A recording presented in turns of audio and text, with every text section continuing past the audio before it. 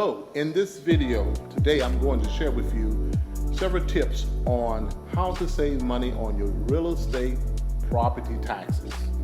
And we're glad today to have as our guest Mr. Irvin Johnson, the tax commissioner from Dekalb County. Now we can all agree that people are looking for ways to save money in these days. They're looking at their financial statements to find different ways to save. So, Mr. Johnson, I want to start by asking you, are all the county taxes the same throughout the state of Georgia? Well, first let me say thank you, Ed, for this opportunity, and I appreciate you inviting me to speak about this important subject for the taxpayers of Dekalb County. Each county has statutes which set out the tax exemptions, property tax exemptions that are available for their residents. So each county is different. So Dekalb is different from Gwinnett. Gwinnett is different from Cobb. So all of the tax exemptions are legislatively created. So all the exemptions come into play as a result of the legal system and not the tax commission. So many people think the tax commissioner is deciding whether there is a tax exemption for citizens. Unfortunately, he doesn't have that authority. Okay. But what we do have, Okay. but what we do have, we have the ability to qualify people for the exemptions. Okay. And let me just talk basically about the exemptions. Yeah, please do, because I was going to jump in and ask you, what are some of the ways that people can save on their property taxes? Okay, all right. The two primary classes of exemptions are basic homestead exemption, which is qualified based on you owning a house, all right, and living in that house as your primary residence. In other words, you have to register all your cars, and for all purposes, that is your address. Now, a lot of people will get confused and think that they can own, that's a problem with how many houses they own. You can own 1,000 houses, but you can only have one house as your primary residence that you're allowed to get a tax exemption on. So people need to realize that we're never telling you how many houses you can own. We're only saying that only one house is your primary residence. And everybody in that home is considered a part of the household. So the qualifications would be, all right, for everybody in that house. Mm-hmm. So that's the basic homestead exemption. Okay. You live in the house, it's your primary residence, you register your vehicles at that particular location.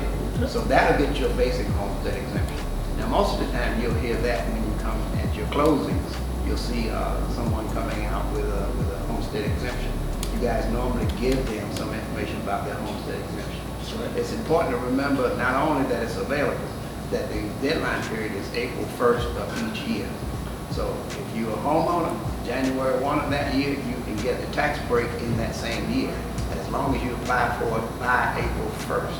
Now that's the statutory deadline. Remember I said all exemptions are created by law. Mm-hmm. So the law says that those exemptions have to be applied for by April 1st.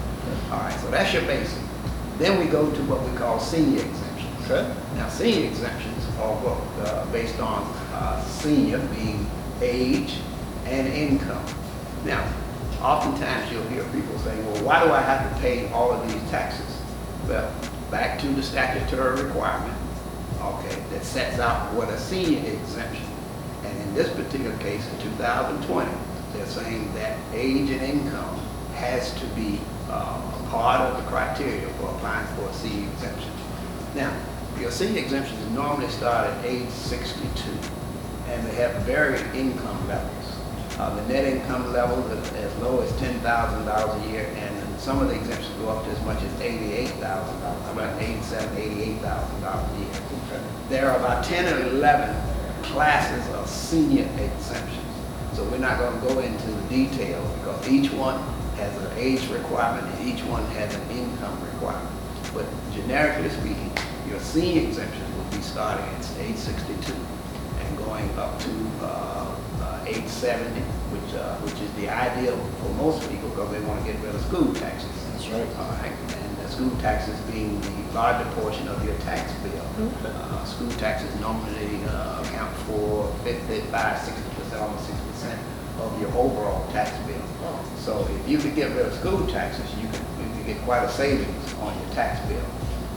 But you don't get it unless you qualify, and you have the age, and you have the income. So that's the exemption. And then the other area you want to look at is veterans. Veterans over the last several years have been getting more opportunity for veterans exemptions, in that they're totally disabled or partially disabled, and a lot of times they will get 100% exemption on their taxes for veterans. And then one of the other classifications that's kicked in over the last few years is you don't have to be totally disadvantaged. Sometimes you can just be partially, or what I think the phrase that they use is, let's see what I'm talking here.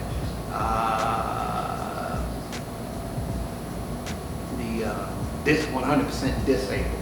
Yeah. So you don't have to be totally disabled. You can be, but those are the things that you need for veterans. So within the senior exemptions, you got your age and income, and then you have veterans that may get something different because of their military service. Okay. So today, you've heard us discuss, we've talked about veterans benefits in terms of real estate property taxes. We've talked about senior benefits in terms of real estate property taxes and the real estate tax exemption. So feel free to like, subscribe, and also click the little bell down there with the icon so you can be notified every time we upload a new video. Call me, Georgia.